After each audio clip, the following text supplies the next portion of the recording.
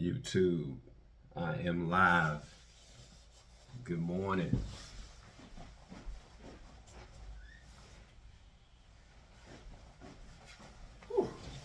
I didn't think I was gonna make it to give this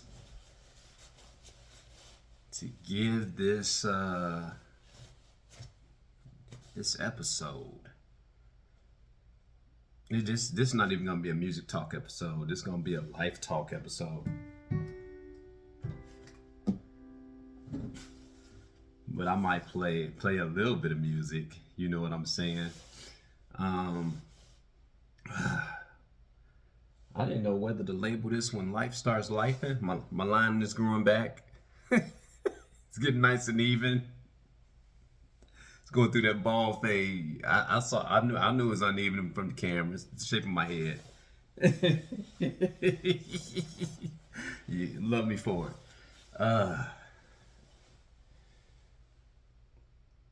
Let's pass it on. Pay it forward. Yeah, let's do this musical talk.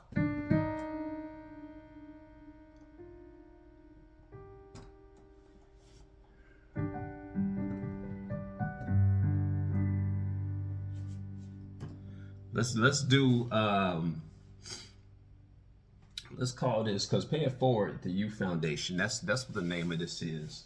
And anyway, before I get to that, don't forget to like, subscribe, share, hit the bell notification.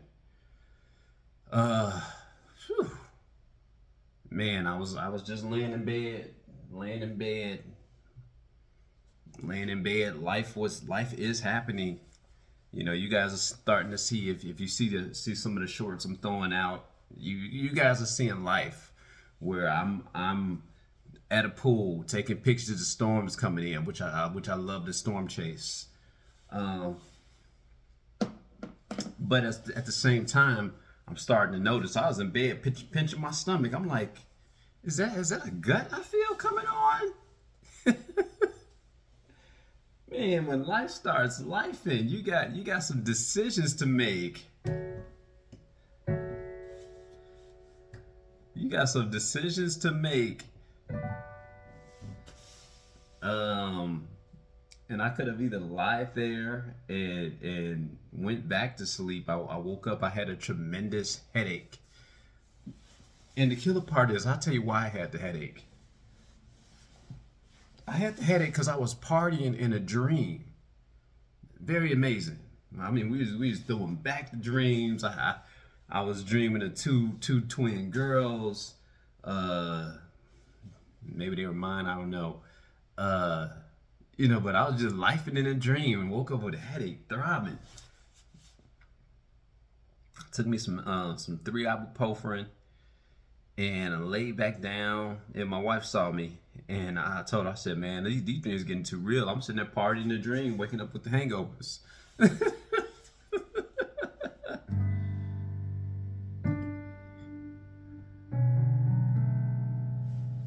I love that. I love that new intro.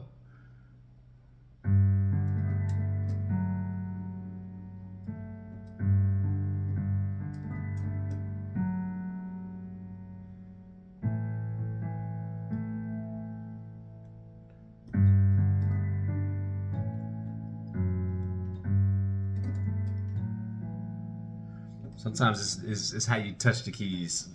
I'm gonna be a little bit all over today. Bear with me. Got my C4 on the floor. Hopefully it's well mixed. But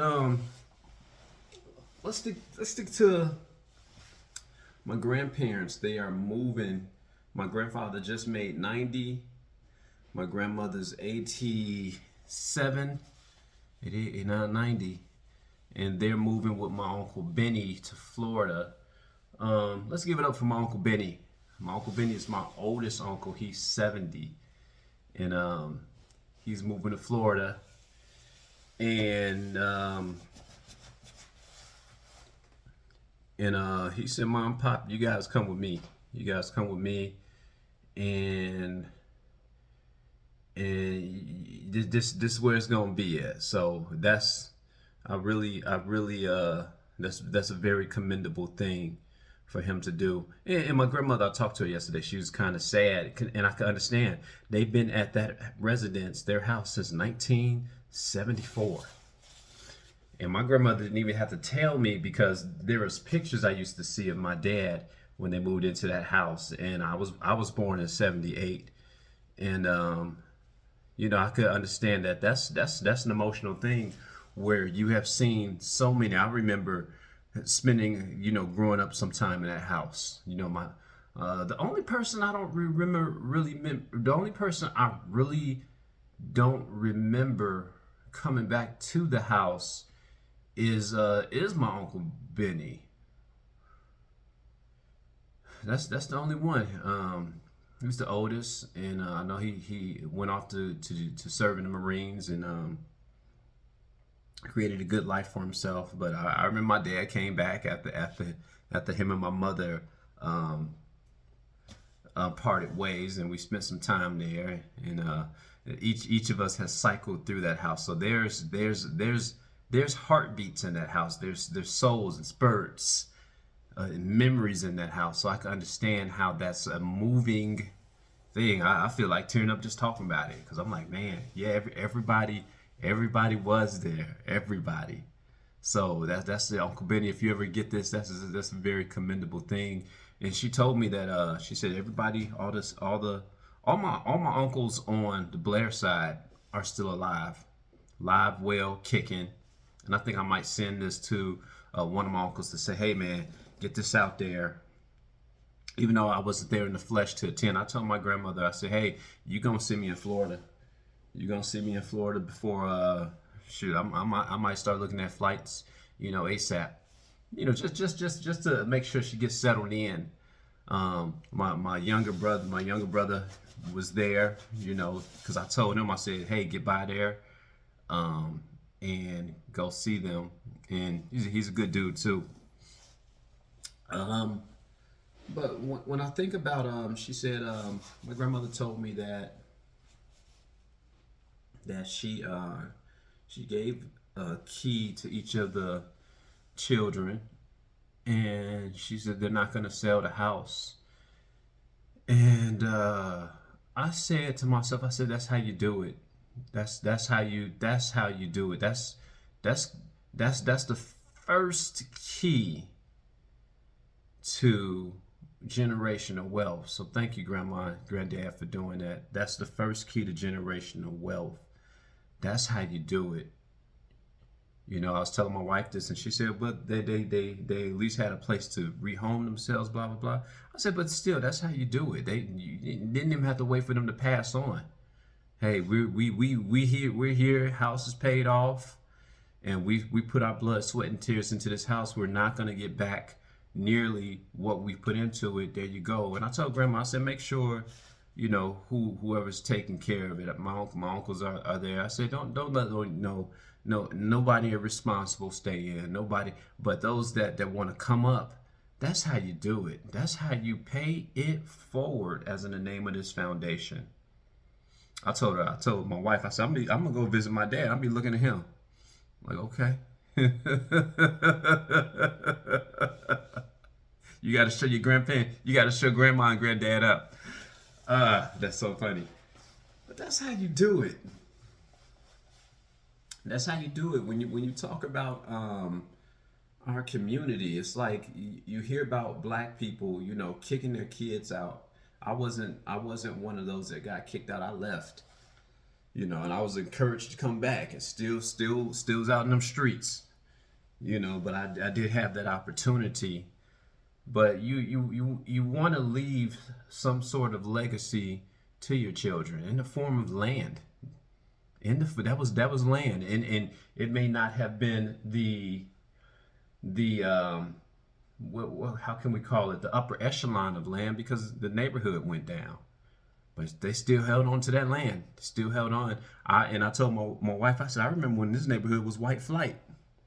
And she said, what that mean? I said, I remember the whole area turnaround, you know. But we had my grandma on this side, auntie across the street. This I was blessed enough to experience block parties, block parties before they would shoot 'em up block parties. And we're talking about in Chicago. Uh, yeah, I might have a discussion with the wife. She has a house out there, and she's talking about selling it. And I'm like, no, don't, because that's land. That's land. That's something that's already paid off. As much as we struggle in a society now to get a piece of something, you have a piece of something. You know, when I got with her, I didn't even have that. You know, I had what I got. Well, my equity is in this business, and with this youth foundation, with this talking to the young people. That's where mine is. But you want to pay it forward.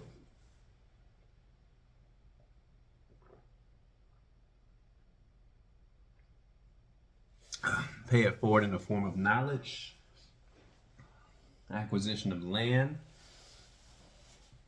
assets.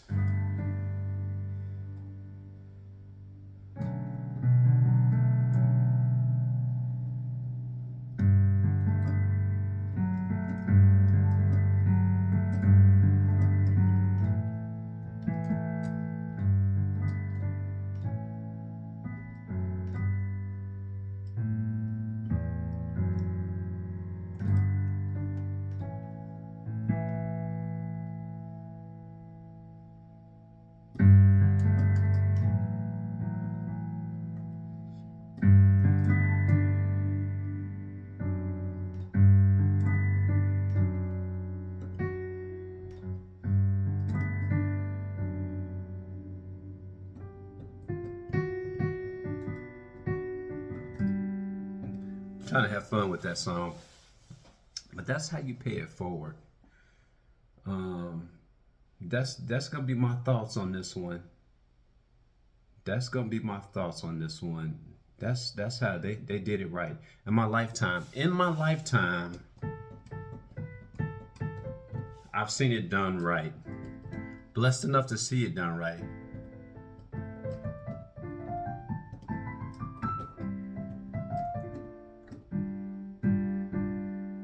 I've seen it done right. Um, yeah. I think I want to leave that here. I want to leave that here. This is not even a music talk episode. This is a this is a life episode of something that I saw, something great that happened. I just had to acknowledge, publicly acknowledge my grandparents. I've seen a successful marriage, married over, I think, 70 years now. If my Uncle Benny is 70, both still alive, both still together. No kids are in jail. No kids. Look, the kids ain't even been convicted. Um, one's retiring his parents. The other one is a 2, 3 time author. And I can just go down the line from my aunt Alice, who successfully retired at Argyle. My grandfather brought them in, to my Uncle Tyrone with the Chicago Public School Systems. I got all these memories in me. My Uncle James, who's now becoming a renowned pastor. Um, who did I say? Blah blah blah. Uncle Tyrone, Uncle James. Is it 6 kids? Where am I getting 7 from? Where am I getting 7? Oh, because I called me the seventh son. Then we got my Uncle Tyrone, who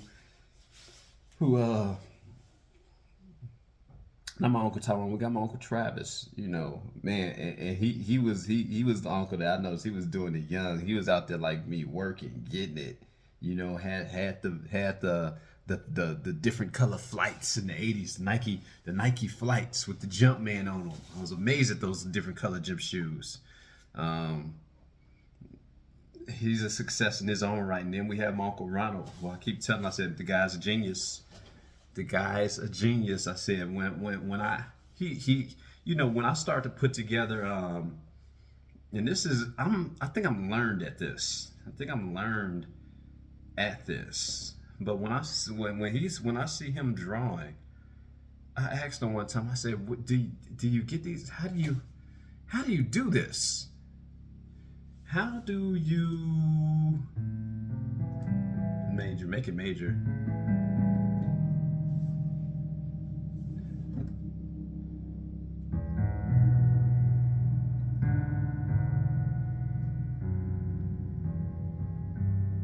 So we're going with a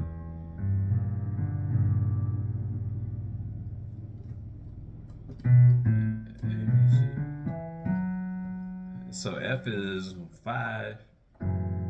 No. Anyway, so yeah, my grandparents, successful, grandfather from Mississippi, part of the great migration to Chicago. My grandmother, I think her roots go back to Louisiana, but she's always been in Chicago. But I just want to share that with you guys. That's how you pay it forward. That's how you do it right there. Yeah. Peace.